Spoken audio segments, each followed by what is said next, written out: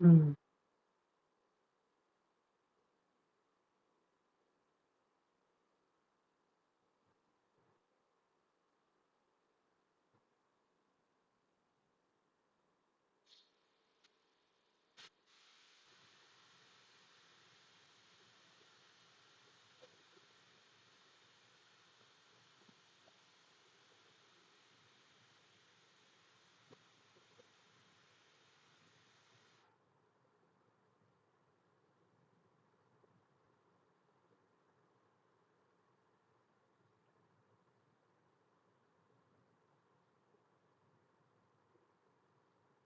आज हम लोग प्रिज्म पढ़ना है, ठीक है।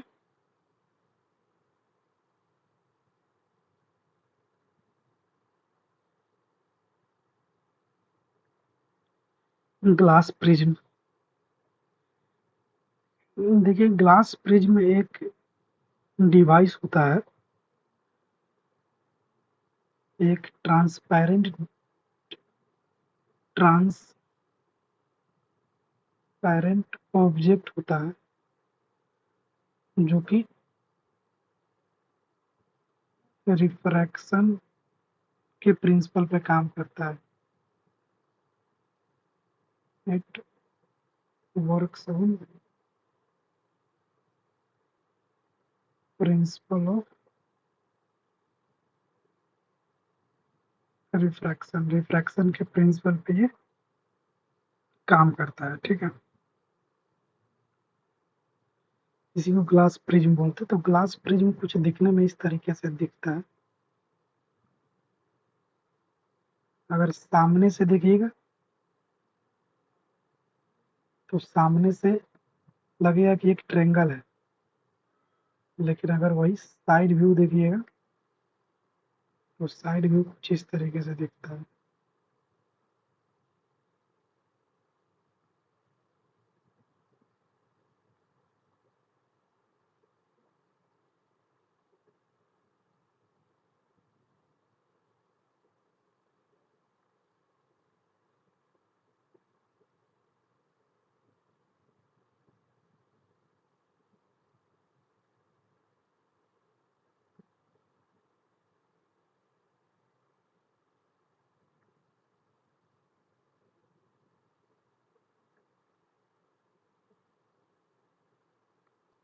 साइड से देखिएगा तो साइड से कुछ आपका इस तरीके से दिखेगा,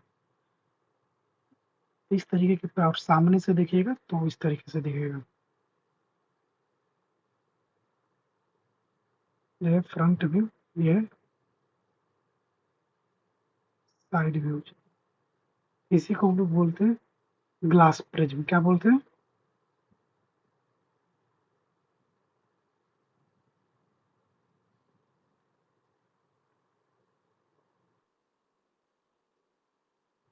ठीक है। हम्म, इसको ग्लास प्रिज्म बोलते हैं। कहीं कहीं पे इस पे लिखा रहता है ट्रायंगुलर ग्लास प्रिज्म, भी इसका नाम होता है। तो कंफ्यूज नहीं होना, ट्रायंगुलर ग्लास प्रिज्म भी इसका नाम होता है, ठीक है।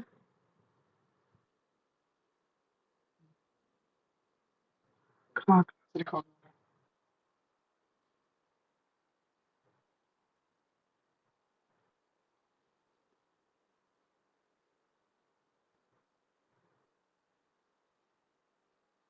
चलिए, इसका स्क्रीन शॉट ले लीजिए।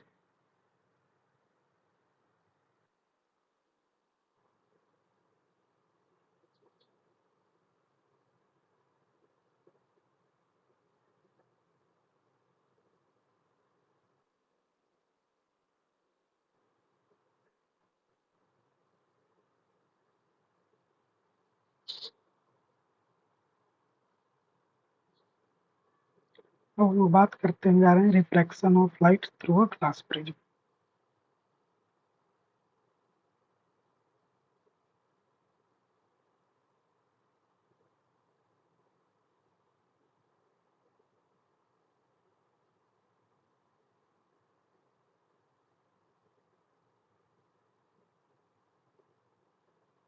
refraction of light through a glass prism.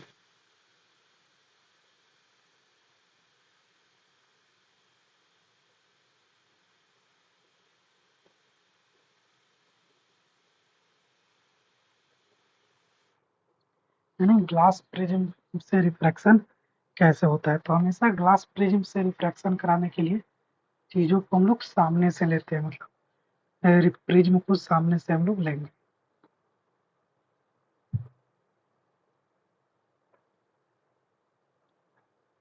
हमको ये मान के चलना है कि ये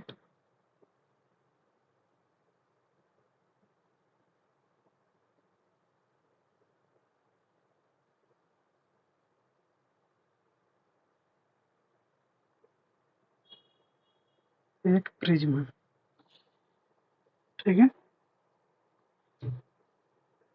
ए बी, ये नाम दे दिए।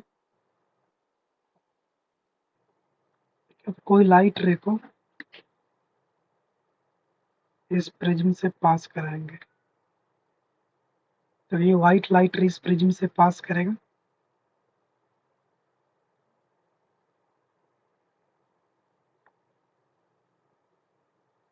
और ये ऐसे जाएगा, फिर ये ऐसे बाहर निकल जाएगा। इस रे को नाम है इंसिडेंट रे,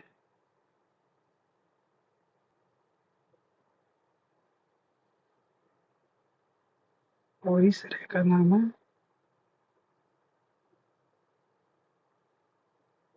अर्जेंट रे। अब देखिए, यहाँ पे एक नॉर्मल ड्रॉ करेगा, यहाँ पे भी एक नॉर्मल ड्रॉ करेगा, होगा। और ये लाइट का ओरिजिनल डायरेक्शन क्या था? ये लाइट अगर अगर बीच में प्रिज्म नहीं आता तो ये लाइट सीधा चला जाता, सीधा चला जाता इस तरीके से, ठीक है।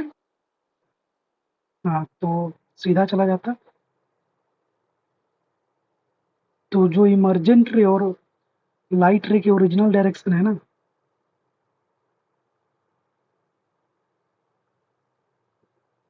ये दोनों के बीच में एक एंगल बनता है। इस एंगल को हम लोग डेल्टा से डिनोट करते हैं, जिसको डेल्टा पढ़ते हैं, जिसको बोलते हैं एंगल ऑफ डेविएशन। क्या बोलते हैं?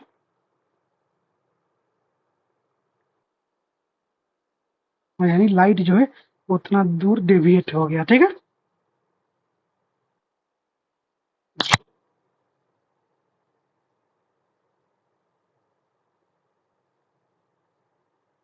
Glass prism,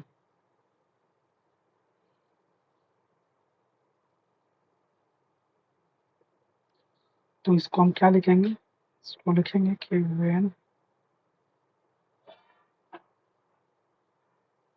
a ray of light passes through a prism,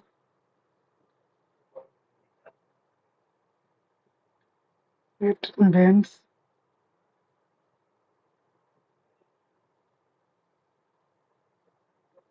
towards the base of prism। जब कोई लाइट रे प्रिज्म से पास करता है तो ये बेंड हो जाता है बेस ऑफ प्रिज्म, यानी प्रिज्म के बेस की ओर बेंड हो जाता है, ठीक है। तो इसका दूसरा पॉइंट लिख लेंगे, the angle between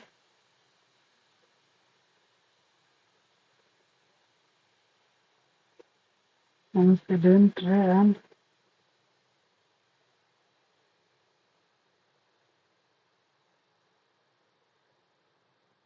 emergent ray is called angle of deviation।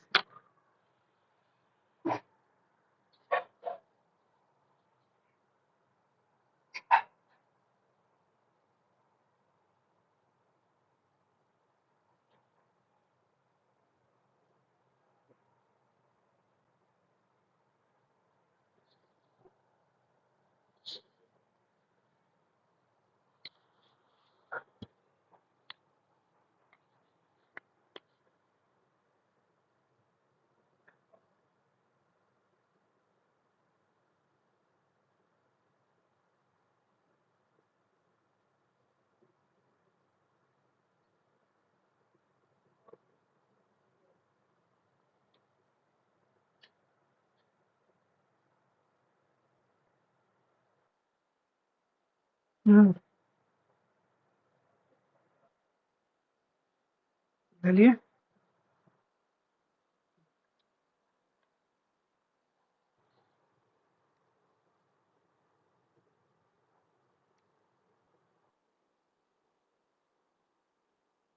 नहीं।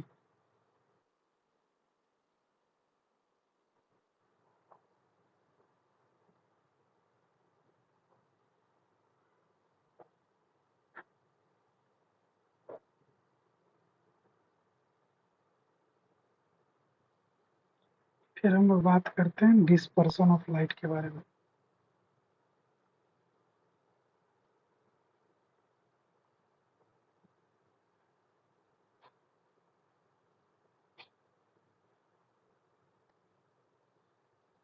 Dispersion of light. Dispersion of light में क्या होता है?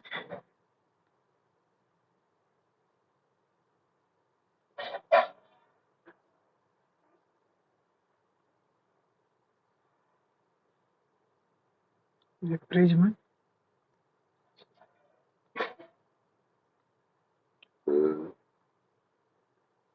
प्रिज्म से एक लाइट, वाइट लाइट जाता है, और जैसे ही प्रिज्म से पास करता है ना,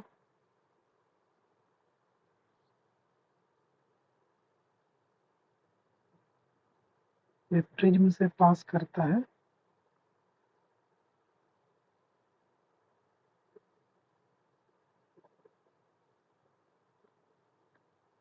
तो ये 7 भागों में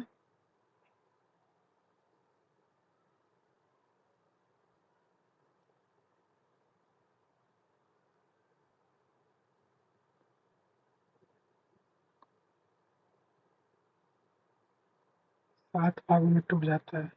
पहला रेड,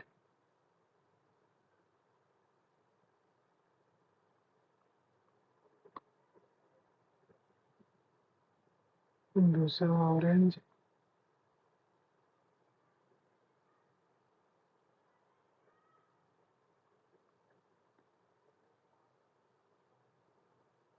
फिर येलो,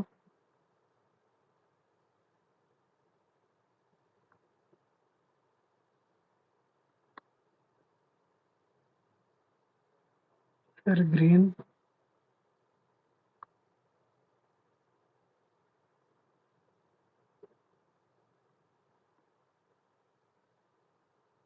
फिर ब्लू,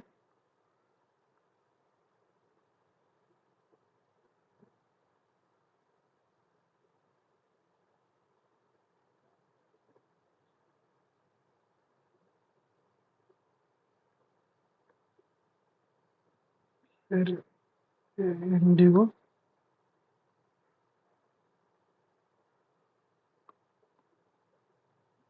फिर वॉयलेट। यानी इस तरीके से 7 भागों में टूट जाता है। सबसे ऊपर रेड रहता है,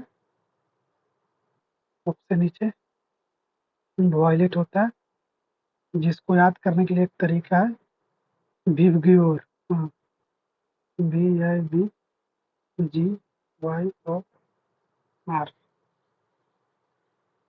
जहाँ पे R का मतलब रेड होता है, O का मतलब ऑरेंज होता है, Y का मतलब येलो होता है, A का मतलब ग्रीन होता है, B का मतलब ब्लू होता है, I का मतलब इंडिगो होता है, B का मतलब वॉयलेट होता है। और ये जिस स्क्रीन पे फर्क होता है ना, उस स्क्रीन को स्पेक्ट्रम बोला जाता है।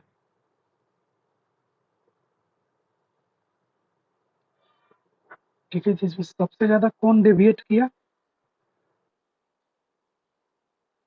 वॉयलेट। तो violet deviate maximum and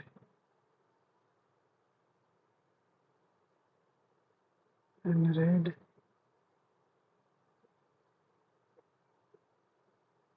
deviate least. ये ये बीम ऑफ वाइट लाइट है,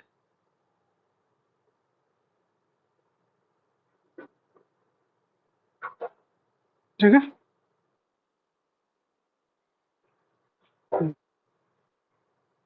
डिस्पर्सन ऑफ लाइट का डिफिनेशन क्या लिखेंगे हम?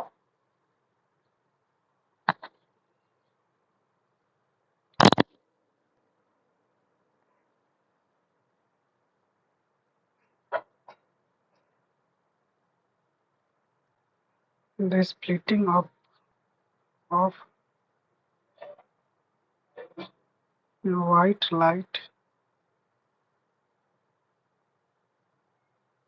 into 7 colors on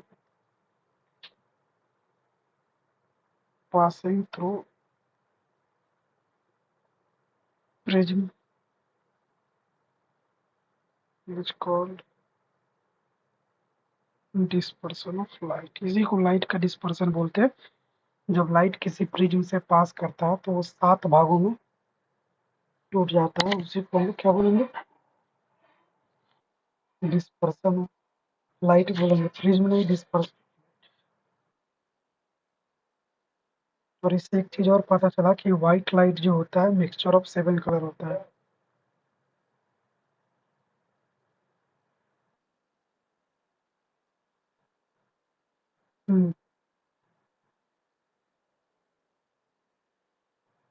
ना वेवलेंथ रेड की ज्यादा हो, जो लिस्ट डिविएट करेगा वो उसको वेवलेंथ बोलेंगे। जैसे वेवलेंथ का मतलब होता है ये वाला, यहाँ से यहाँ तक के बीच के डिस्टेंस को वेवलेंथ बोलते हैं। और ब्लू की वेवलेंथ कम है तो वेवलेंथ को लैम्डा से डिनोट करते हैं, ठीक है। तो इसमें आप लिख सकते हैं रेड लाइट का वेवलेंथ ज़्यादा होता है, ठीक है। अगर वेवलेंथ ज़्यादा होगा तो डेविएट जो है कम करेगा, अगर वेवलेंथ कम होगा तो डेविएट ज़्यादा होगा, ठीक है। फिर आता है spectrum.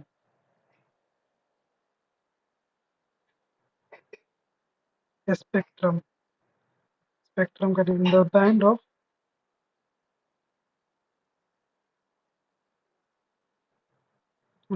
7 colour formed on a white screen when white light passing through glass prism is called spectrum। उसी को स्पेक्ट्रम बोलते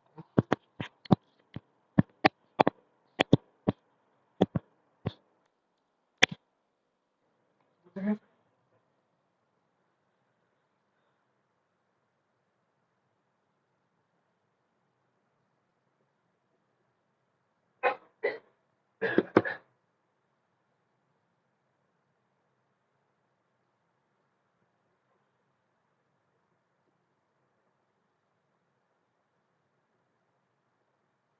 यहाँ तक कोई दिक्कत?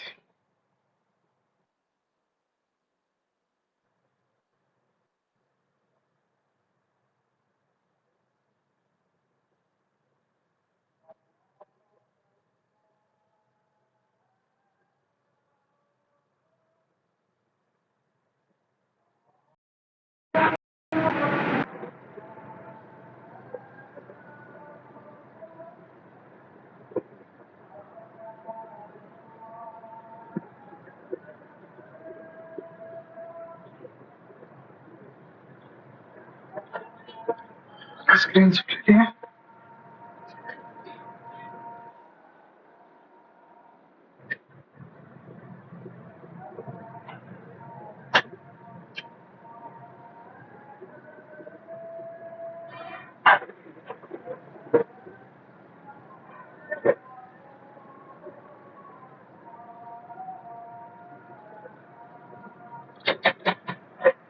फिर आता है रिकॉम्बिनेशन ऑफ स्पेक्ट्रम।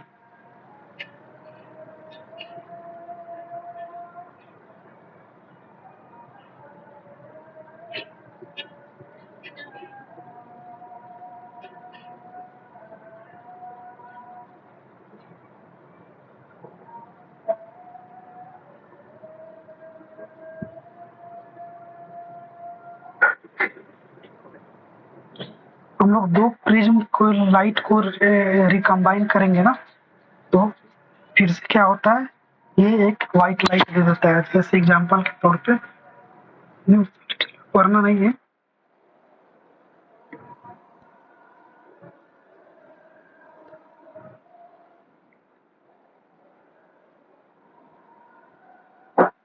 जैसे एक प्रिज्म ये है,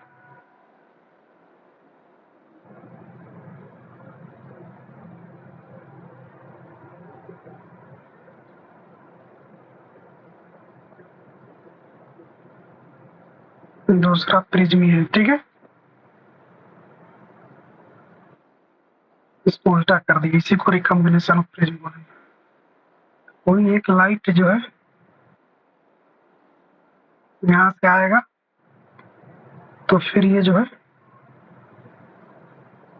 7 भागों में टूटेगा, ठीक है। इस तरीके से 7 भागों में टूटेगा, फिगर बना नहीं रहे, और फिर जाके ये लाइट आपस में ऐसे ऐसे होगा, तो फिर से ये व्हाइट लाइट आया था, फिर स्पेक्ट्रम बना, तो फिर से जाके व्हाइट लाइट बन जाएगा। इसी को रिकॉम्बिनेशन बोलते हैं, ठीक है।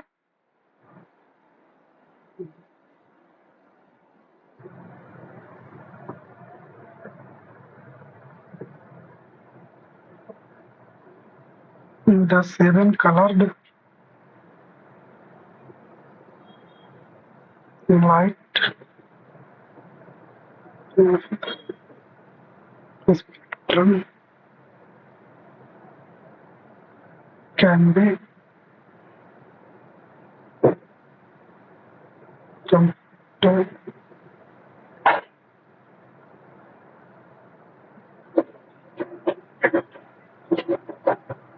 Reebok white light।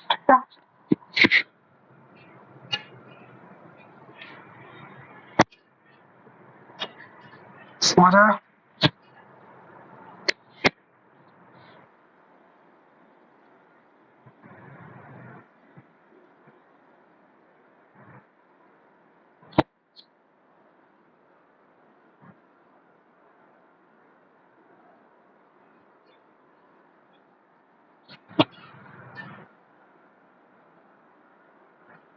कोई दिक्कत यहाँ तक? You can get a screenshot of it।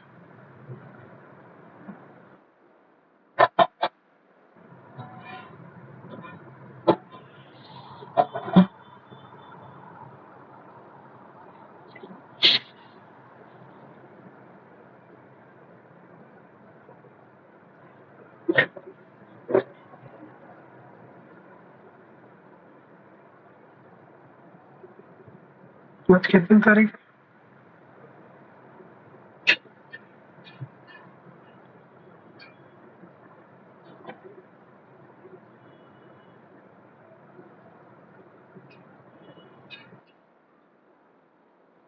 नहीं वो डेट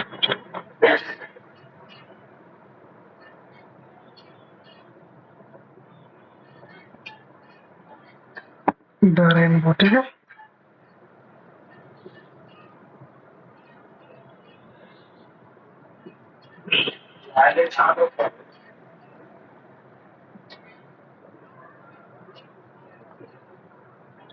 हम लोग बात करने जा रहे हैं रेनबो का, ठीक है।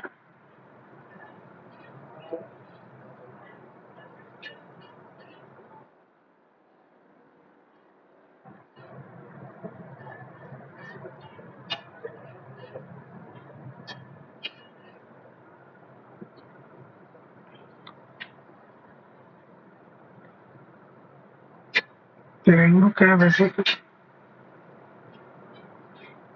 It is the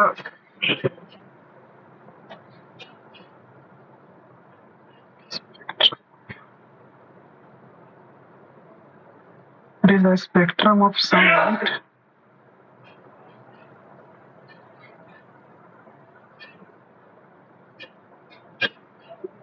in nature. Sunlight का स्पेक्ट्रम है नेचर में, क्योंकि हमारे नेचर में बहुत सारे छोटे छोटे टीनी ड्रॉपलेट होते हैं वाटर का।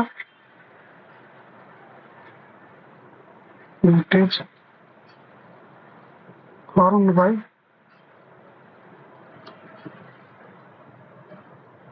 it is formed by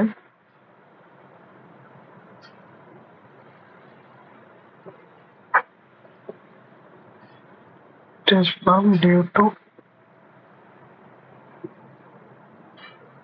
dispersion of sunlight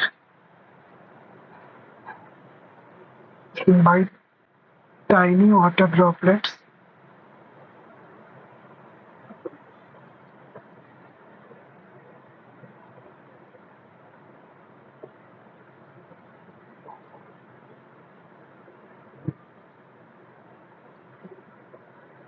present in the atmosphere.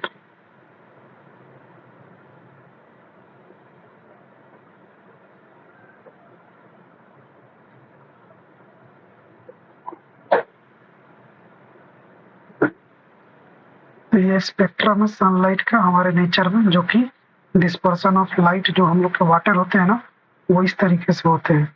तो वो ये हल्का हल्का प्रिज्म की तरह एक्ट करते हैं, तो वही इसी की वजह से रेनबो का फॉर्मेशन होता है। ठीक है।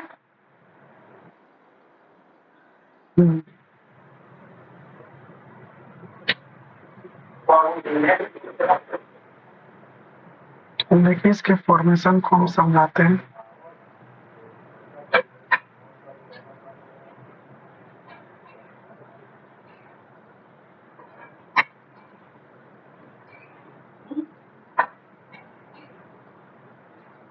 मान लीजिए वाटर ड्रॉपलेट है, ठीक है।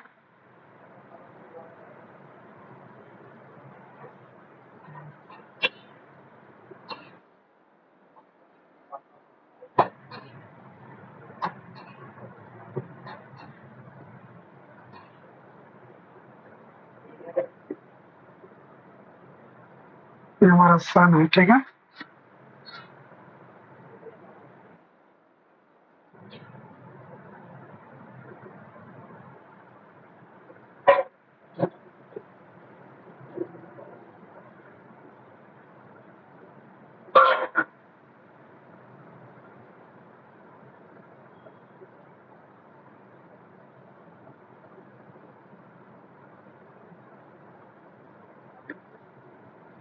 तो सनलाइट से एक लाइट ऐसे गया, ठीक है। तो ये वाटर ड्रॉपलेट जो है ये प्रिज्म की तरह एक्ट कर रहा है। ये 7 भागों में टूटेगा, तो हम 7 भाग में तोड़ेंगे नहीं।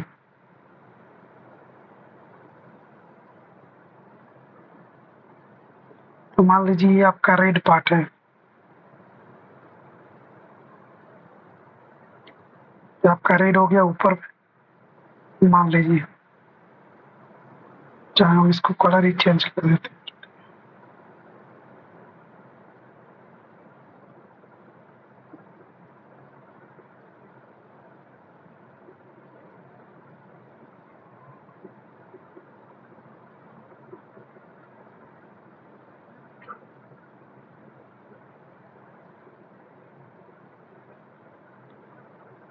रेड वाला हो गया, और फिर एक नीचे डायरेक्ट वॉयलेट वाला को लाते हैं। क्योंकि सबका बनाएंगे फिगर तो बन नहीं पाएगा। ये वॉयलेट वाला आ गया।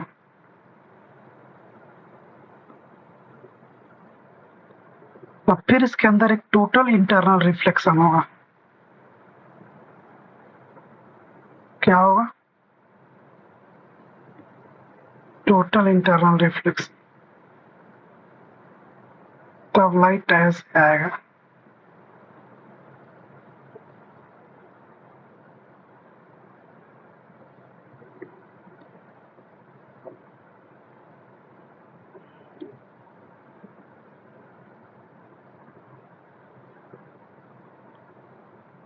फिर यहाँ से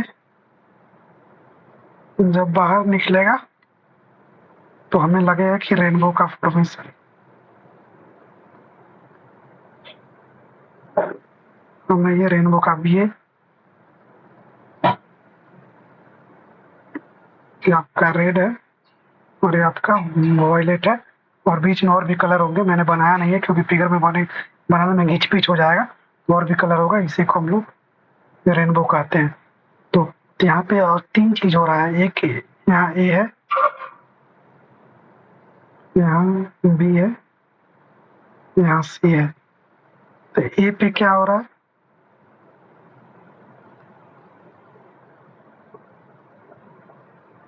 यहाँ पे ए पे रिफ्रैक्शन एंड डिस्पर्सन दोनों हो रहा है। ये पॉइंट ए पे, इस पॉइंट पे रिफ्रैक्शन और डिस्पर्सन दोनों हो रहा है। फिर बी पे हो रहा है total internal reflection. Total internal reflection एक कंसेप्ट होता है जिसमें लाइट किसी मीडियम में जाता है तो उस मीडियम के अंदर से ही वापस आ जाता है, उसी को टोटल इंटरनल रिफ्लेक्शन बोलते हैं। आपको डिटेल में नहीं पढ़ना है। और फिर यहाँ पे जो सी है, सी पे फिर से रिफ्लेक्शन हो रहा है, तब जाके रेनबो का फॉर्मेशन हो रहा है। Got it? यहाँ पे हम लिख दे रहे हैं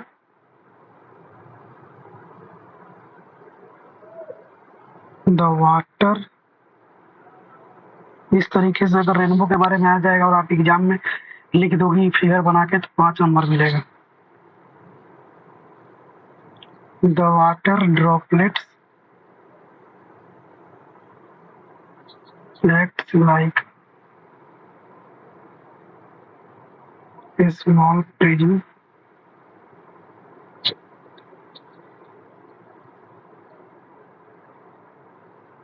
they reflect and disperse the incident sunlight, then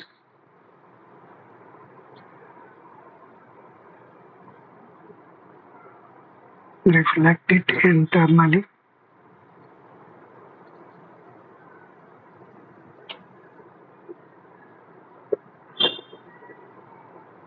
It internally reflects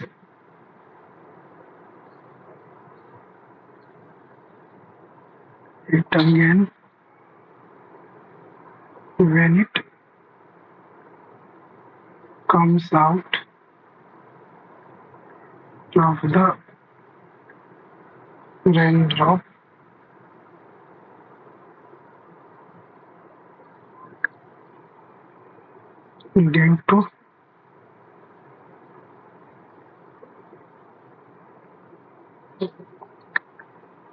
due to dispersion of light and total internal reflection.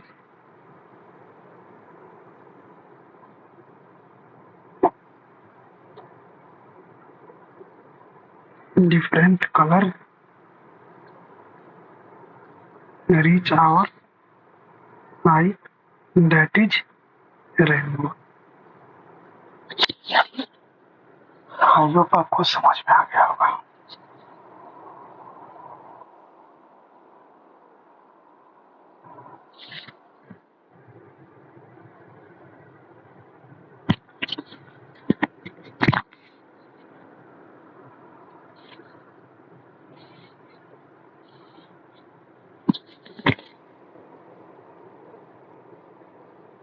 Screenshot ले लेंगे।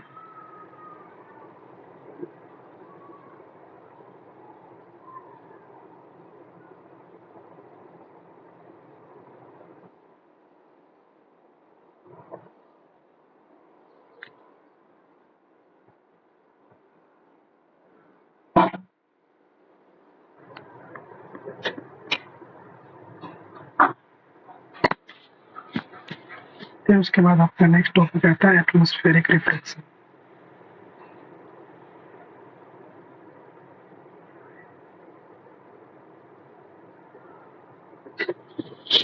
देखिए एटमॉस्फेरिक रिफ्रैक्शन क्या होता है कि हमारे अर्थ में बहुत सारे लेयर हैं। जैसे आप पढ़े होंगे 6 क्लास में, 7 क्लास में, 8 क्लास में कि हमारे अर्थ के चारों ओर एटमॉस्फेयर का लेयर है। सबसे पहले ट्रोपोस्फेयर, फिर स्ट्रेटोस्फेयर, फिर मेसोस्फेयर, आइनोस्फेयर, एक्सोस्फेयर, इस तरीके के बहुत सारे लेयर हैं और सारे लेयर का डेंसिटी अलग-अलग है। कोई लेयर ज़्यादा डेंस है, कोई लेयर कम डेंस है, कोई ज़्यादा डेंस है, कोई कम डेंस है। तो आपको मालूम है ना कि लाइट जब एक मीडियम से दूसरे मीडियम में ट्रेवल करता है तो वो इधर-उधर मुड़ते हुए ट्रेवल करता है, क्योंकि एक मीडियम से दूसरे मीडियम में जाएगा तो लाइट या तो बेंड करेगा या तो दूर भागता है। तो अलग-अलग लेयर है एटमॉस्फेयर में। तो सन से जो लाइट हम लोग के रात में आती है, यानी सन इन द सेंस के स्टार, स्टार से जो लाइट हमारे आँखों में रात में आती है ना, तो वो हमारे अर्थ के एटमॉस्फेयर के बहुत सारे लेयरों से गुजरते हुए आती है। तो अलग-अलग लेयर का डेंसिटी अलग-अलग है, तो अलग-अलग बेंडिंग होती है। यही कारण है कि हमें रात में ये स्काई जो है, सॉरी स्काई में स्टार जो है ट्विंकलिंग होते हुए दिखाई देती है, क्योंकि वो अलग-अलग डेंसिटी के लेयरों से मूव करते हुए आती है। तो हम लोग एटमॉस्फेरिक रिफ्रैक्शन की बात करने जा रहे हैं।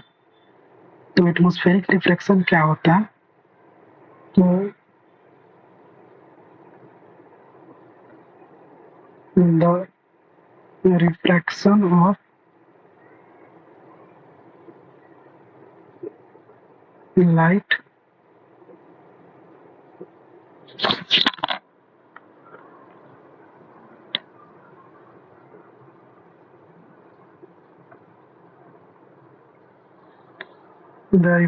of light caused by our earth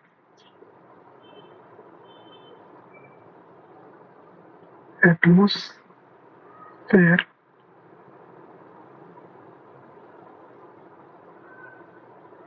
is called atmospheric reflex। यानी हमारे एटमॉस्फेयर में बहुत सारे डिफरेंट लेयर है। उस लेयर के द्वारा जो रिफ्लेक्शन होता है उसी को एटमॉस्फेरिक रिफ्लेक्शन बोलते हैं। और इसका कुछ मतलब, इसका कुछ एप्लीकेशन भी है। Some application of atmospheric refraction, जैसे पहला है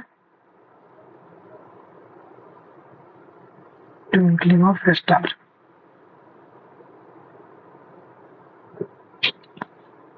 तो ट्विंकल ऑफ स्टार क्यों होता है? Due to atmospheric refraction.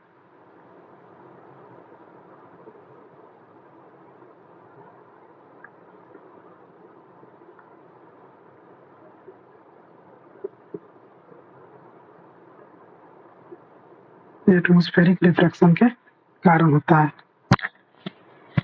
क्योंकि हमारे अर्थ के लेयर में बहुत सारे अलग-अलग लेयर है।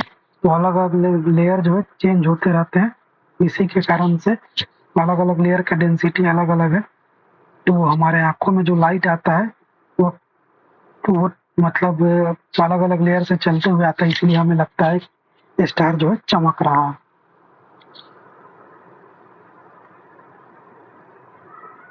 समझे?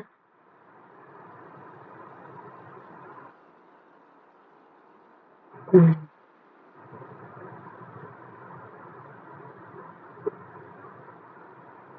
क्योंकि आपको पता है कि हम लोग का अर्थ घूमते रहता है।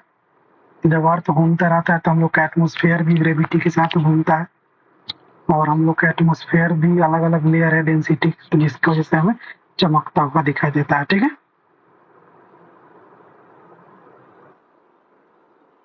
So do I need to give a notes of on this topic or not?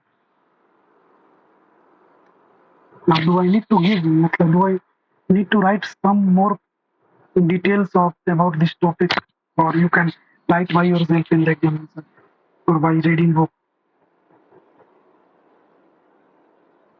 You can write, you can read a book once upon a time, once a time. You can read a book once, and after that you will get an idea how to write if the question asked, ठीक है।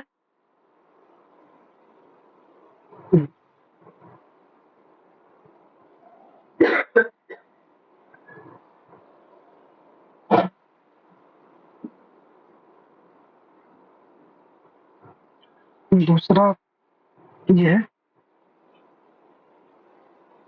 The stars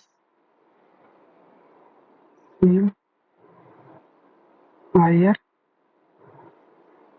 then they actually are. ये जो तारा है ना, जितना दूर पे रहता नहीं है उससे ज्यादा दूर पे दिखता है, बिकॉज ऑफ एटमॉस्फेरिक रिफ्लेक्शन, ठीक है।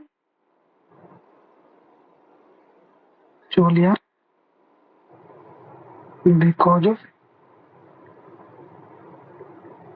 Atmospheric refraction. जैसे कि मान लीजिए हम लोग का अर्थ है, तो अर्थ पे तो बहुत सारे अर्थ का लेयर है ना, ये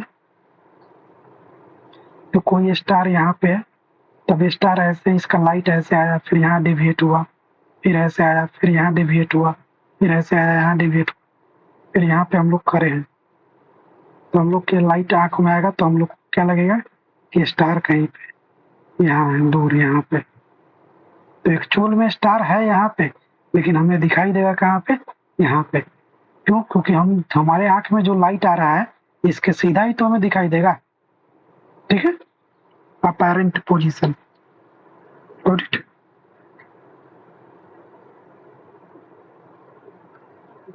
hello hello, did you get it और नॉट?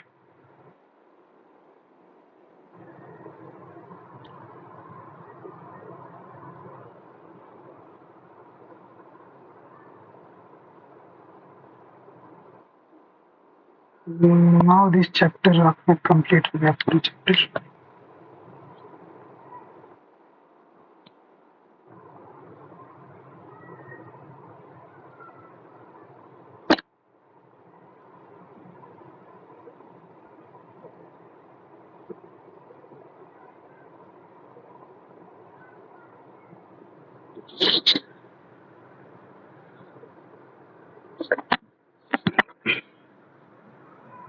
दिस कोई डाउट हो तो पूछ लीजिए, बाकी चैप्टर का विंडो लास्ट में एक स्केटरिंग टॉपिक है, तो स्केटरिंग जो है आपके सिलेबस से हटा दिया गया है। अगर आपके स्कूल में पढ़ाया जाएगा तो बता दीजिएगा, 10 मिनट लगेगा पढ़ाने में, हो जाएगा। इसे आप हटा दिया गया है। तो अगर मैं बता देता हूँ स्केटरिंग ऑफ लाइट होता क्या है।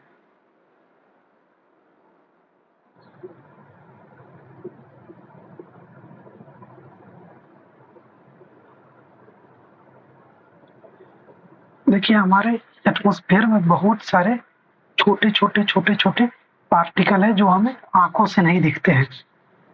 तो उस पार्टिकल जो होता है ना, उसका डायमीटर जो होता है, जो हम लोग का लाइट होता है, उस लाइट के वेवलेंथ से बड़ा होता है, तो लाइट जो है उसमें आकर टकराकर स्कैटर हो जाते हैं। जैसे एग्जाम्पल के रूप में, आप कभी रात में गाड़ी चलाओगी या फिर गाड़ी से कहीं जाओगी या फिर रात में टॉर्च मारोगी ना, उस टॉर्च में ना छोटा छोटा छोटा छोटा धूल बहुत सारा दिखता होगा आपको। उस टॉर्च की रोशनी में या फिर उस गाड़ी के बीम ऑफ लाइट में छोटा छोटा छोटा छोटा बहुत धूल लगता है कि बहुत सारा ये छोटे छोटे टिन्नी पार्टिकल हवा में उड़ रहे हैं। तो टिन्नी पार्टिकल बेसिकली वही लाइट को स्कैटर करने का काम करते हैं। स्कैटर मतलब छितरा जाना, बिखर जाना, यानी लाइट का स्कैटर होना, लाइट का बिखर जाना, उसी को स्कैटरिंग ऑफ लाइट बोलते हैं, ठीक है।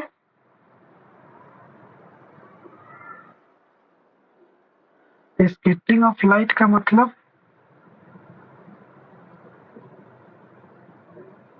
To throw light in various random direction, यानी लाइट का रैंडम डायरेक्शन में फैल जाना, उसी को स्कैटरिंग ऑफ लाइट बोलते हैं। बेसिकली आप कभी इस तरीके से टॉर्च मारिएगा रात में, तो आप देखिएगा कि छोटे छोटे छोटे छोटे बहुत सारे पार्टिकल ऐसे ऐसे हवा में उड़ रहे होते हैं। तो बेसिकली यही पार्टिकल के कारण लाइट जो है स्कैटर करता है। Got it? या फिर अगर कभी आपके घर में धूप आता होगा तो उस घर में वेंटिलेटर लगा होगा, तो वेंटिलेटर से कभी एक वेंटिलेटर के एक होल से धूप आता होगा इस तरीके से, तो आप देखिएगा उस धूप में छोटे छोटे ऐसे ऐसे पार्टिकल उड़ रहे होते हैं। Have you observed?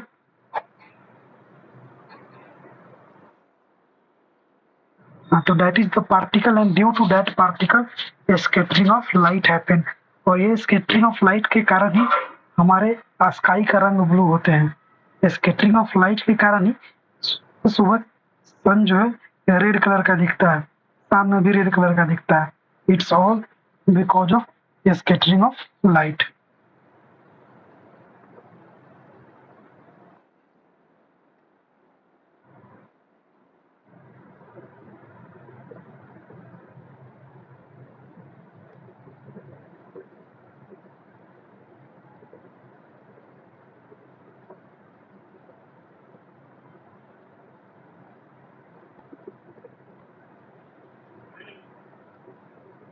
Any problem?